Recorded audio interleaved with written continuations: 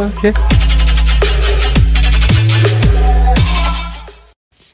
Hello, welcome to my next blog. Guys, कैसे हैं आप लोग? ठीक होंगे। आज मैं यहाँ पे आई हूँ। यहाँ पे क्या हो रहा है आपको पता है?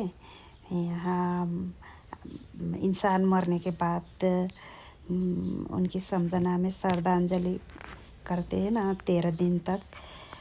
वही काम यहाँ दूसरे जात के हो रहे हैं, डिफरेंट टाइप से।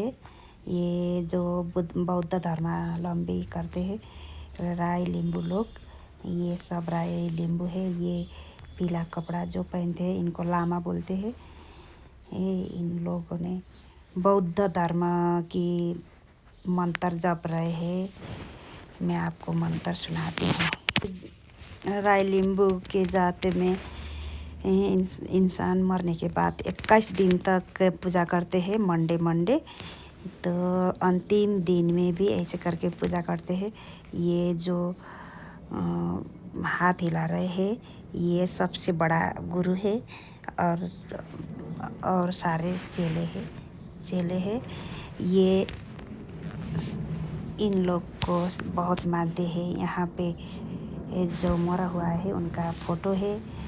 तो सब घर वालों और रिश्तेदार सब मिलके इनकी पूजा करते हैं। 21 दिन के बाद इनका काम संपन्न होता है, पूजा का काम। आप लोग देख सकते हो, अच्छे से देखिए, ठीक है।